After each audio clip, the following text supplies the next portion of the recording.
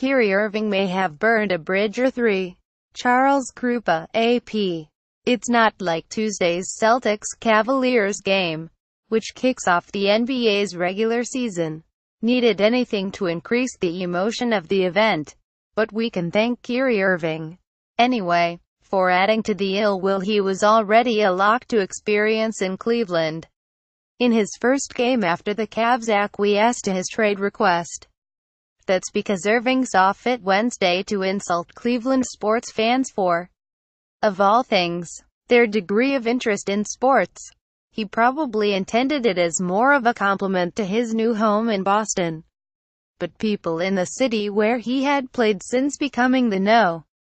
1 overall draft pick in 2011 would be forgiven for not seeing it that way. According to the Charlotte Observer, Irving was speaking to reporters Wednesday about his early impressions of being a Celtic when he said, "Boston, I'm driving in and thinking, I'm really playing in a real, live sports city. Alrighty, then, of course, there's no doubt that Boston loves its sports, and has done so long before the massive recent success of its professional teams, most notably the Patriots and Red Sox. But Clevelanders are somehow deficient in that regard.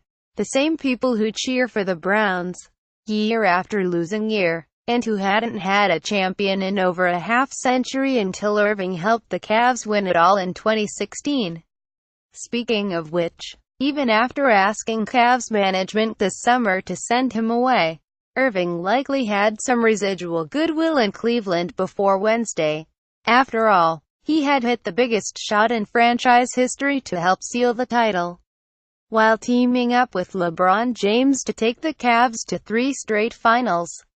Even his trade request might have been seen by some as fairly understandable, given his reported desire to get out from under Jameis' considerable shadow and to make his own move before the latter possibly opted out of his contract in 2018.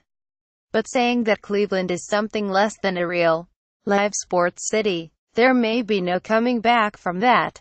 But there will be some going into the Cavs arena as public enemy No. 1. Wasn't sure how Cleveland's crowd would react to Kyrie on Tuesday. I think I know now. #GoCavs DJ Steffloss. At DJ Steffloss. October 12, 2017. And that wasn't the only unfavorable comparison Irving had to make from Cleveland to Boston. "It's exciting to be back on the East Coast," said Irving, a New Jersey native. "It's fast-paced. A lot of different cultures, food and people. You get it all. Especially in Boston. You would go to Cleveland, and it would be at night time, and things would be going on. But you just see a vast difference." It seems likely that Irving will also see a vast difference in how he is treated by fans at Quicken Loans Arena. He'll probably hear some new phrases, too. Read more from the Post. Rodney McGruder's long, winding path to the NBA has made him a Heat favorite.